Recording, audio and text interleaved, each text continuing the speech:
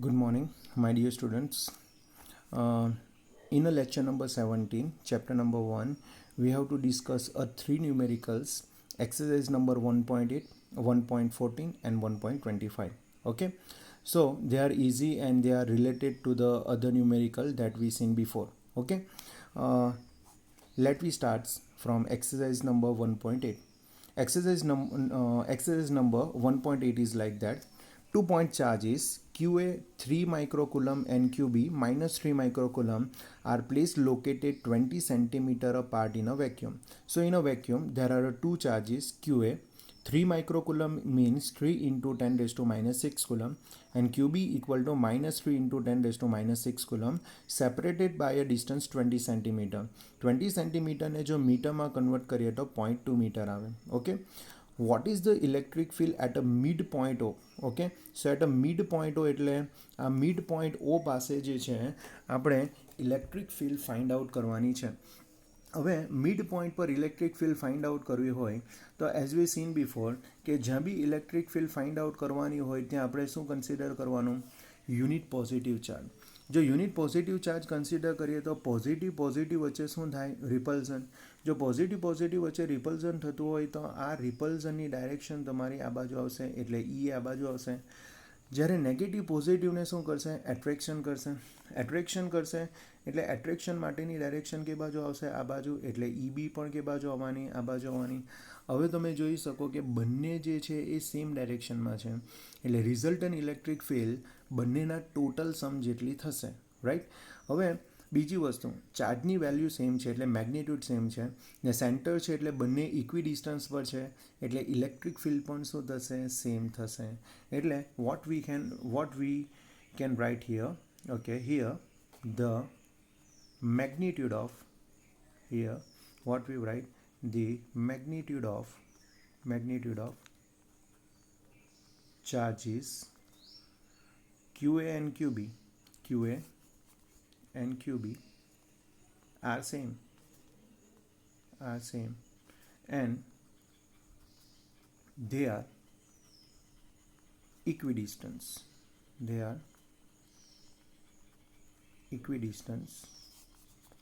from point O.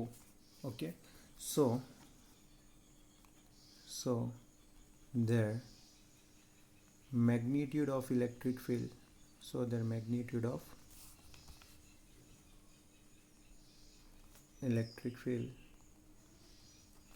will be same. So EA equal to EB equal to what we can write? E. So electric field at a O point, that we can say EO equal to what we can write? Electric field at a point due to the A point and electric field due to the charge at a B point, that is QB. Okay, both are same. So EA equal to what we can write? Vector E, and EB equal to what we can write? Vector E. E plus E, totally becomes twice E. Okay, 2. એનું જો આપણે equation મૂકીએ તો એ તમારું KQ upon શું છે? R². એટલે 2. કેની વેલ્યુ શું આવશે? 9 into 10 raised to શું આવશે? 9. ક્યુની વાત કરીએ તો ચાર્જની વેલ્યુ કેટલી છે? 3 into 10 raised to કેટલા છે? -6. ને આરની વાત કરીએ તો ડિસ્ટન્સ જે છે એ કેટલું છે? 0.1 છે એટલે 0.1નો શું આવશે? સ્ક્વેર. ઓકે, જો આ બધી વેલ્યુ મૂકીએ તો આપણો આન્સર આવશે 5.4 into 10 raised to શું આવશે? 6. ઓકે, તો total electric field 5.4 into 10 raised to શું આવશે? 6 આવી જશે. ઓકે, અને જો આપણે એની ડાયરેક્શન જો જોતી હોય તો 5.4 into 10 raised to 6 and the direction is towards point B. Okay, so what we can say, the direction is towards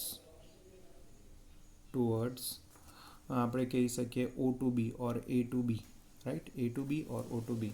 Okay, so E equal to 5.4 into 10 raised to 6 Newton per coulomb and direction is towards A to B. Okay, હવે આ આપણે O point પર તો find out કરી નાખ્યું. નાવ હજુ આપણે B પર ફાઇન્ડ આઉટ કરવાનો છે. બીમાં પોઈન્ટ B થોડો ડિફરન્ટ છે. If a negative test charge of a magnitude minus 1.5 into 10 raised to minus 9 coulomb is placed at this point. What is the force experienced by the test charge? એટલે આપણે force find out કરવાનો છે. તો બહુ easy equation છે. Force F equal two equation શું છે? QE, right. જેમાં ક્યુની વેલ્યુ જે છે એ કેટલી છે? તો એફ ઇક્વલ ટુ ક્યુની વેલ્યુ જે છે એ કેટલી છે? 1.5 ઇન્ટુ 10 રેઝ ટુ કેટલા છે? -9. ને ઈની વાત કરીએ તો એ કેટલો છે? 5.4 ઇન્ટુ 10 રેઝ ટુ કેટલા છે? 6.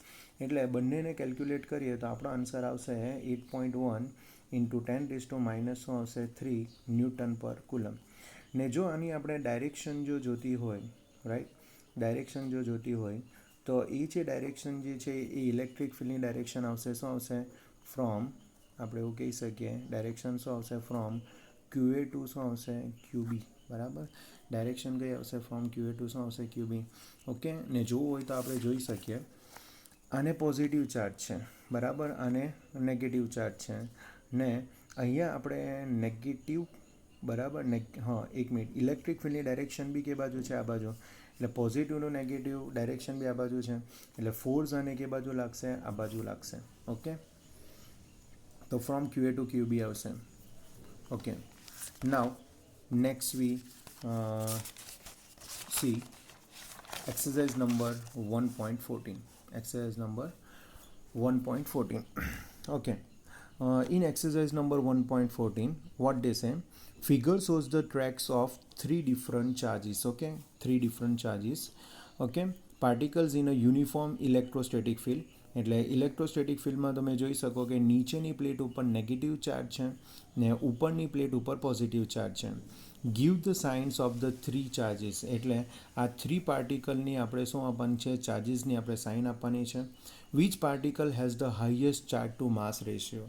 એટલે કોના પાસે ચાર્જ ટુ માસ રેશિયો હશે ગ્રેટર અમાઉન્ટમાં, એ બી ફાઇન્ડ આઉટ કરવાનું છે. પણ પહેલાં આપણે આ બધાની ચાર્જની વેલ્યુ આપીએ કે આ કયો ચાર્જ હશે. આ ફર્સ્ટ પાર્ટિકલ જે છે એ પોઝિટિવ પ્લેટ ટુવર્ડ્સ જાય છે. જો પોઝિટિવ પ્લેટ ટુવર્ડ્સ જાય તો એનો મતલબ કે એનો ચાર્જ શું હોવો જોઈએ? Negative.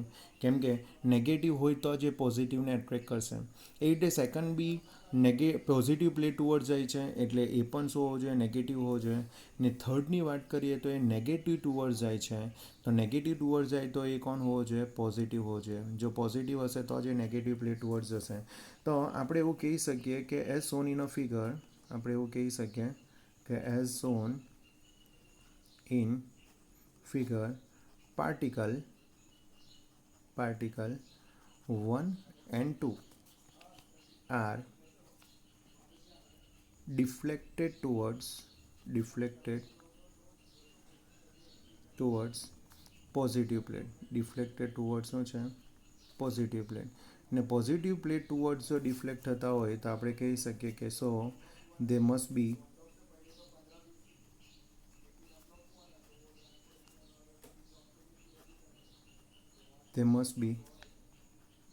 negative charge particle. There must be negative charge particles.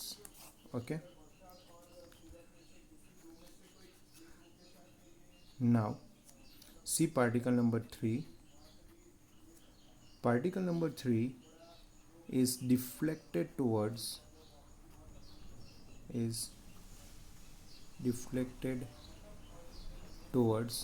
negative plate. Deflected towards negative plate. ને નેગેટિવ પ્લેટ ટુવર્ડ્સ જો ડિફ્લેક્ટ થાય તો આપણે એવું કહી શકીએ કે સો ઇટ મસ્ટ બી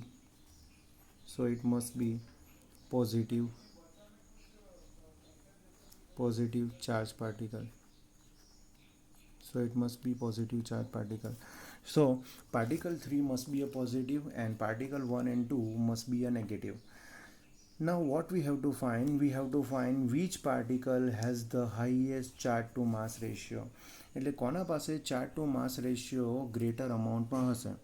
તો એ ફાઇન્ડ આઉટ કરવા માટે જે છે આપણે યુનિફોર્મ એસેલરેશન માટેનું એક ઇક્વેશન લઈએ કે D equal to V0t plus 1/2 AT².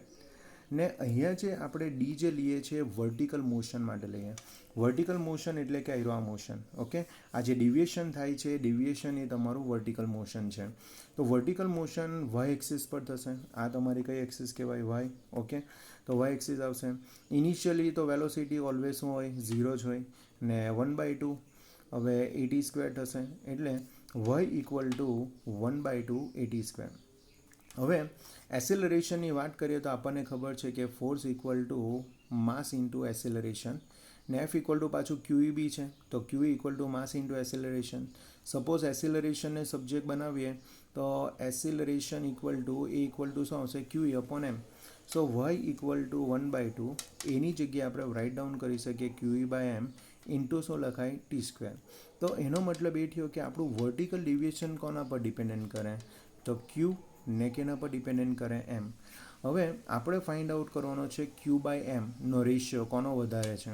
તો ક્યુ બાય એમનો રેશિયો કોનો વધારે હશે, જેનું વર્ટિકલ ડિવિએશન ગ્રેટર અમાઉન્ટમાં હશે તો 1, 2 ને 3માં વર્ટિકલ ડિવિએશન કોનો વધારે છે.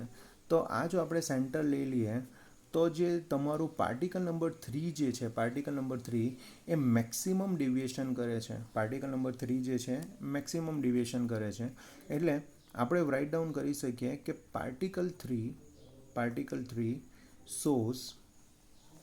Shows maximum deviation, maximum vertical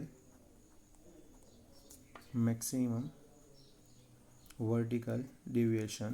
So it have maximum charge to mass ratio, maximum charge to mass ratio.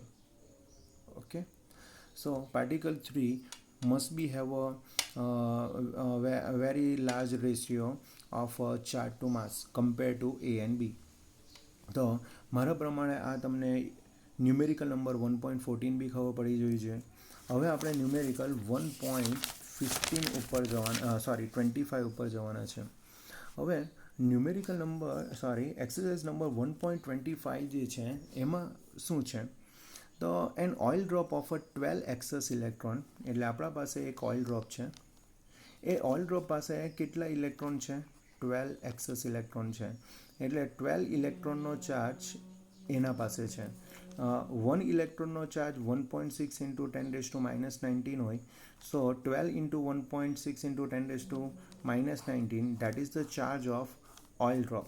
Okay, held stationary under a constant uniform electric field of, એટલે આ uniform electric ફિલ્ડમાં છે અને uniform electric ફિલ્ડમાં જે છે એ અહીંયા steady છે. ઓકે, અહીંયા સ્ટેડી છે. હવે સ્ટેડી કેવી રીતના થઈ શકે, કેમ કે કોઈ બી ઓઇલ ડ્રોપ હોય તો એને નીચેની એટલે ડાઉનવર્ડ ડાયરેક્શનમાં શું લાગે, gravitational force, that is mg. હા, જો પોસિબિલિટી એવું થાય કે જો ઇલેક્ટ્રિક ફોર્સ જો એટલું જો અપવર્ડ ડાયરેક્શનમાં જો લાગતું હોય તો આ સ્ટેડી થઈ શકે. એટલે કહેવાનો મતલબ શું, ડાઉનવર્ડ જેટલું ફોર્સ લાગે એટલું જો અપવર્ડ ફોર્સ લાગતું હોય તો આ સ્ટેડી થઈ શકે. એટલે આપણે એવું કહી શકીએ કે એટ ઇક્વિલિબ્રિયમ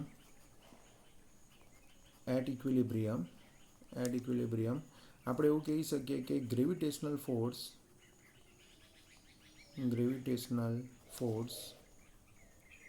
ઇક્વલ ટુ શું થતું હોવું જોઈએ, electric force. Gravitational force equal to શું થવું જોઈએ, ઇલેક્ટ્રિક ફોર્સ. ગ્રેવિટેશનલ ફોર્સનું ઇક્વેશન છે mg ને ઇલેક્ટ્રિક ફોર્સનું ઇક્વેશન છે QE, જેમાંથી આપણે ફાઇન્ડ આઉટ કરવાનું છે રેડિયસ. હવે રેડિયસ કેવી રીતના ફાઇન્ડ આઉટ કરી શકીએ, તો રેડિયસ માટે અહીંયા ઓઇલની ડેન્સિટી આપેલી છે. તો તમને ખબર હશે ડેન્સિટી ઇક્વલ ટુ શું છે, તો ડેન્સિટી ઇક્વલ ટુ છે માસ અપોન વોલ્યુમ. માસ અપોન વોલ્યુમ કરીએ તો આપણને શું મળે, ડેન્સિટી મળે. હવે સપોઝ ઓઇલ ડ્રોપને એઝ અ આપણે સ્ફેરિકલ બોડી કન્સિડર કરીએ. ઓકે, સપોઝ આપણે શું કરીએ, સ્ફેરિકલ કન્સિડર કરીએ તો સ્ફિયરનું વોલ્યુમ જે છે એ વોલ્યુમ શું આવે, તો સ્ફિયરનું વોલ્યુમનું ઇક્વેશન છે 4/3 πr³. શું છે, 4/3 πr³. તો ડેન્સિટી એઝ અ રો રાખીએ, માસ એઝ અ એમ રાખીએ ને વોલ્યુમને આપણે કેટલું લઈ લઈએ, 4/3 πr³. એટલે માસને જો મેં સબ્જેક્ટ બનાવું તો 4/3 πr³ ઉપર જશે તો 4/3 πr³ ઇન્ટુ શું થઈ જશે, રો. તો mass equal to 4/3 πr³ into rho. તો માસની જગ્યાએ આપણે રાઇટ ડાઉન કરી દઈએ 4/3 πr³ into rho into g equal to શું આવશે, QE. હવે મારે અહીંયા રેડિયસ ફાઇન્ડ આઉટ કરવાનું છે ને રેડિયસ ફાઇન્ડ આઉટ કરવું હોય તો આ 3 ઉપર જશે એટલે કે 3 શું થશે, QE થશે. ઓકે, 4 કાં જશે નીચે પાઈ પણ નીચે જશે, આર ક્યુબ બી નીચે જશે, રો પણ નીચે જશે અને જી પણ નીચે જશે. જો મેં આ રીતે કરું તો 3 ચાર્જ ઓફ ઓઇલ ડ્રોપની વેલ્યુ છે 12 ઇન્ટુ 1.6, 12 ઇન્ટુ 1.6 ઇન્ટુ 10⁻⁻19 છે.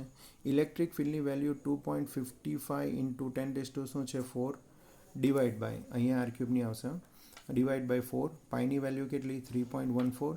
રોની વેલ્યુ ડેન્સિટી 1.26 ગ્રામ પર સેન્ટીમીટર ક્યુબ આપેલી છે. હવે ડેન્સિટી 1.26 ગ્રામ પર સેન્ટીમીટર ક્યુબ છે, પણ એકચ્યુઅલમાં એ તો તમને કિલોગ્રામમાં જોઈએ, એટલે કિલોગ્રામ એટલે ગ્રામનું કિલોગ્રામમાં કન્વર્ટ કરીએ તો 10⁻³ ને સેન્ટીમીટર ક્યુબનું મીટર ક્યુબમાં કન્વર્ટ કરીએ તો 10⁻6 મીટર ક્યુબ આવે. 10⁻6 જો ઉપર જાય તો +6, એટલે -6 ઉપર જશે તો +6 અને 6માંથી 3 જાય તો 3, એટલે આપણો આન્સર આવશે 1.